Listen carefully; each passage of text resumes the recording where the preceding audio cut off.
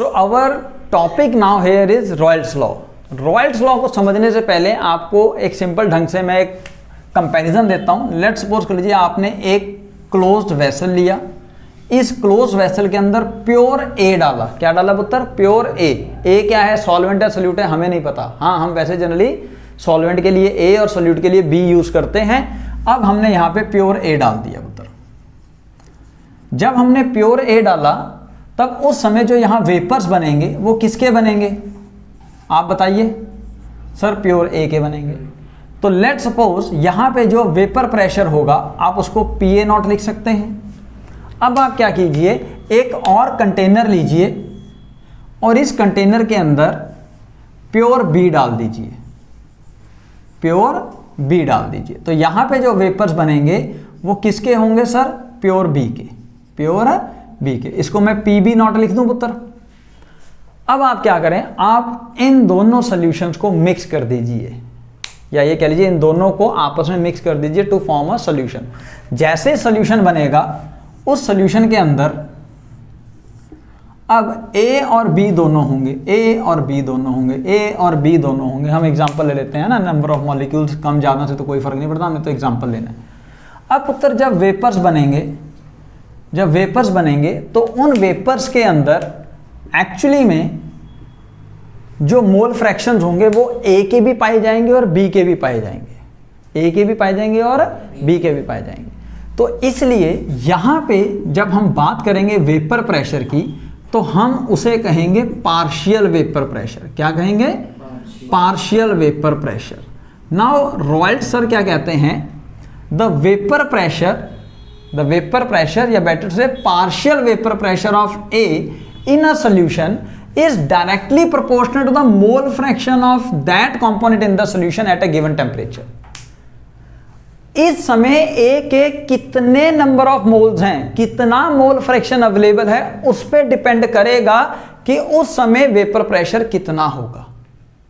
Similarly अगर partial vapour pressure of B बात करोगे, that is directly proportional to the mole fraction of B at that time in the solution when they are in vapor form,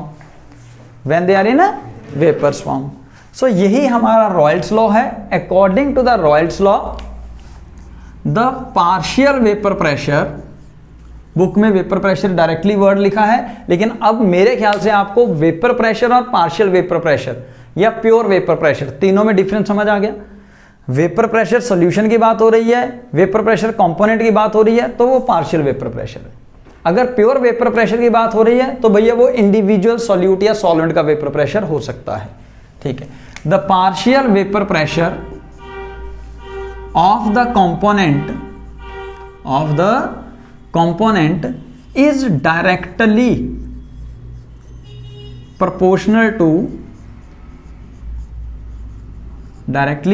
proportional to mole fraction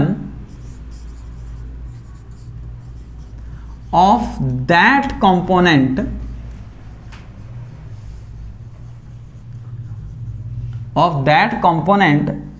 in vapor phase at given temperature. So this could be your Royals law. इसको समझना बहुत ज़्यादा ज़रूरी है because ये काफ़ी ज़्यादा use होने वाला है. सो बुकिश डेफिनेशन में again at a given temperature for a solution of the volatile liquids की बात की है पुत्र हमने, नॉन वोलाटाइल वाले की बात बाद में करेंगे. ठीक है. For a volatile liquid the partial vapour pressure of each component each component is directly proportional to the mole fraction of vapor pressure of that component in a solution. Clear हो गया ये वर्ड? दोबारा बताऊं. इन्होंने कहा जिस time पे आपने प्योर फॉर्म में लिया तो यहां पे सिर्फ मोल फ्रैक्शन ए के थे, तो उनकी वजह से जो वेपर प्रेशर आया उसको आपने PA0 लिया. यहां पे मोल फ्रैक्शन सिर्फ बी के थे, तो जो मोल वेपर प्रेशर आया वो B की वजह से आया. अब आपने इन दोनों को मिक्स कर दिया. मिक्स करने की वजह से कहीं पे हो सकता है A ने ज़्यादा जगह घेर ली होगी, कहीं पे कम घेरी होगी. अल्टीमेटली क्या हुआ होगा कि जो एक्चुअल मोल फ्रैक्शंस होंगे A के और B के in a solution when they are in a vapour form तो वो डिफरेंट होंगे, जिसकी वजह से उनका पर्टिकुलर वेपर प्रेशर भी तो डिफरेंट होना चाहिए।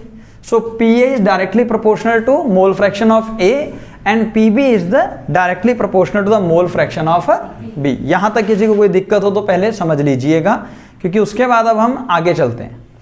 अब हमें रॉयल्स लॉ को फर्दर सॉल्व करना है। इन दैट केस प्रोपोर्शनैलिटी का साइन हटाते हैं यहां पे, तो P A is equal to something constant K into X A, something constant K into X A. कोई नाराजगी यहां तक? अब हमें के की वैल्यू फाइंड करनी है पुत्र। के की वैल्यू फाइंड करने, बुक के अंदर तो डायरेक्टली दिया हुआ है कि के की वैल्यू है क्या, जो हम अभी डिराइव कर लेंगे, बट हम एक छोटा सा डेरिवेशन कर लेते हैं, छोटा सा, कि के को हम कैसे डिराइव करेंगे। अब लेट सपोज कर लीजिए, let in a solution X B is equal to 0, let suppose X B is equal to 0, यानी कि मोल फ्रैक्शन ऑफ बी गायब। अगर मोल फ्रैक्शन ऑफ बी गायब तो मोल फ्रैक्शन ऑफ ए जो है वो 1 होगा, क्योंकि एक्स ए प्लस एक्स बी या चाई ए प्लस चाई बी कितना होता है? 1, पढ़ा है हमने, है ना। तो इन दैट केस अगर मैं ये फॉर्मूला यहां लगाऊं तो P A is equal to K into 1। P A क्या है यहां पे? जब एक्स ए मैक्सिमम या प्योर है तो उस समय पी ए क्या कहलाता है बेटा? P A not. सो के की वैल्यू आ गई in this case P A not. तो we can rewrite here P A is equal to P A not into mole fraction of that particular component. Similarly P B is equal to P B not into X. ये point clear हुआ आपका? ये point clear हुआ? तो कई books के अंदर directly definitions लिखी गई हैं। द मोल फ्रैक्शन, अगर आप सपोज करेंगे तो इस तरह से इसको डिराइव कर लेंगे, पर अगर आप बुकिश लैंग्वेज स्टडी करेंगे तो वहां लिखा हुआ है at a given temperature for a solution of volatile liquids, for a solution of volatile liquid the partial vapour pressure, मैं बुक से देख के जान के बोल रहा हूं, ताकि कोई पॉइंट मिस ना हो जाए, the partial vapour pressure of each component, the partial vapour pressure of each component is equal to the product of the vapor pressure in its pure form into mole fraction of that component. So PA is equal to PA naught into XA और PB is equal to PB naught into XB. अब अगर आपको solution का vapour pressure निकालना है तो sir जी add कर दो। Dalton's law of partial pressure याद है क्या था? For a solution having 2 or more than 2 components, then total vapor pressure is equal to the sum of partial vapor pressure of the components. ये है आपका Dalton's law. तो इस हिसाब से total vapour pressure of a solution is now it is equal to PA naught into XA plus PB naught into XB. यहां तक समझ में आया? पॉज। तो अब हम लोग रॉयल्स लॉ को फर्दर आगे स्टडी करते हुए एक ग्राफिकल रिप्रेजेंटेशन स्टडी करते हैं, ग्राफिकल रिप्रेजेंटेशन स्टडी करते हैं विद प्रेशर। प्रेशर कौन सा? ये vapour pressure with mole fraction, with mole fraction. चलो करें फटाफट। अब इनिशियली लेट्स सपोज कर लीजिए पुत्र, ये है ए की कहानी, ये है बी की कहानी, यानी कि यहां पे mole fraction of A maximum है और बी के मोल फ्रैक्शन अभी हम सपोज कर रहे हैं 0 है, यानी कि यहां पे कौन है? Pure A, pure A. अच्छा, यहां पे mole fraction of B maximum हो जाएंगे और मोल फ्रैक्शन ऑफ ए 0 हो जाएंगे। मेरी बात क्लियर होगी पुत्र? ठीक है जी। तो जिस समय प्योर ए है उस समय वेपर प्रेशर भी सिर्फ प्योर ए का ही होगा, जिसको मैं पी ए नॉट लिख सकता हूं। लिख लो, लिखने में क्या जाता है? ठीक है जी। इधर हम सपोज करते हैं एक और पॉइंट कि मोल फ्रैक्शन ऑफ बी जो है वो मोल फ्रैक्शन ऑफ ए से कम है। जस्ट एज्यूम करते हैं, ऐसा कोई जरूरी नहीं है, हम एज्यूम करते हैं। तो यानी कि बी का मोल फ्रैक्शन ए के मुकाबले होगा तो कम, लेकिन यहां पे सिर्फ बी के ही वेपर प्रेशर का मोल फ्रैक्शन होने की वजह से प्रेशर होगा पी बी नॉट, है ना। अब क्या होगा, जैसे जैसे आप आगे बढ़ रहे हैं वैसे वैसे ए की वैल्यू कम हो रही है और बी की वैल्यू बढ़ती जा रही है। यानी कि जैसे जैसे हम अलोंग द लाइन इंक्रीज कर रहे हैं, बढ़ रहे हैं, वैसे वैसे ए की वैल्यू यानी कि PA0 की वैल्यू भी कम हो जाएगी भाई, क्योंकि उसके मोल फ्रैक्शन कम होने शुरू हो जाएंगे। और एक पॉइंट आएगा जिस टाइम पे उसके मोल फ्रैक्शन 0, तो पार्शियल वेपर प्रेशर भी 0। प्योर हो गया ना, प्योर बी हो गया। ऐसे इसका भी कुछ होगा। सही है गलत है? ठीक है, तो ये जो प्रेशर होगा ये वाला, ये dark line, this could be your total vapour pressure. Total vapour pressure which is equal to PA plus PB। Now what is PA and PB? PA is the partial vapor pressure of A in the solution and PB is the partial vapor pressure of B in the solution, which is according to Royle's law is equal to PA0 into चाहिए, मैं x से बोलता हूं बार बार ताकि हमें को tension ना रहे। सो PA0 into चाहिए क्या है? चाहिए नहीं, चाहिए A, चाहिए का मतलब मोल फ्रैक्शन ऑफ A, ये मोल फ्रैक्शन ऑफ B। तो इस हिसाब से आपका रॉयल्स लॉ का आइडियल ग्राफ बन जाता है, आइडियल ग्राफ बन जाता है। तो इसी बेस पे हम आइडियल और नॉन आइडियल सॉल्यूशंस के बारे में डिस्कस करेंगे। तो our topic now is we have to find out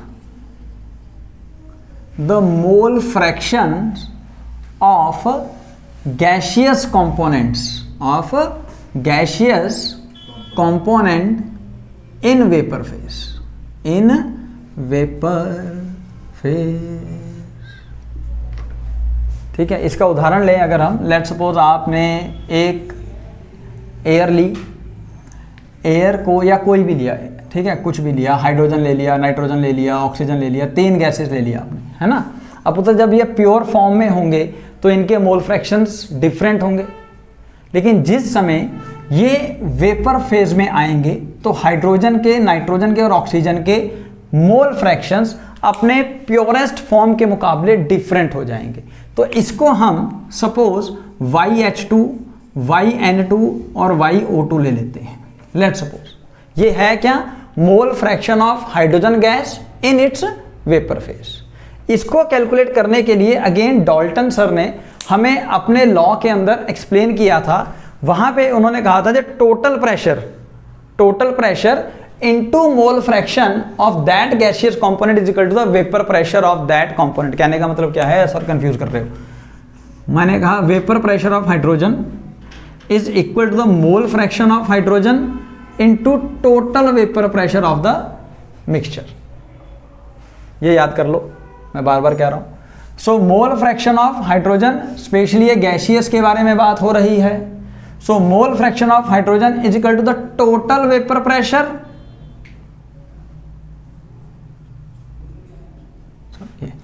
the partial vapour pressure of hydrogen. Sir partial vapour pressure of hydrogen कैसे फाइंड करें भैया? ये बताया ना, ये बताया। Partial vapour pressure of hydrogen find कर लो, is equal to XA into XA0, suppose hydrogen into hydrogen note कर लो अगर गिवन है तो। ठीक है जी, ये पता लग जाएगा आपको, प्योर कंपोनेंट से पता लग जाएगा। आप इसको यहाँ पे पुट कीजिए तो mole fraction of gaseous component in vapour phase can be calculated by this method. Similarly vapour mole fraction of nitrogen in this mixture, mole fraction of nitrogen in this mixture in vapour phase is equal to the partial vapour pressure of nitrogen divided by total vapour pressure of the mixture. Similarly for oxygen, partial vapor pressure of oxygen divided by total vapor pressure of the mixture, या oxygen नहीं भाई, mixture, इस mixture. Clear हो गया पुत्र?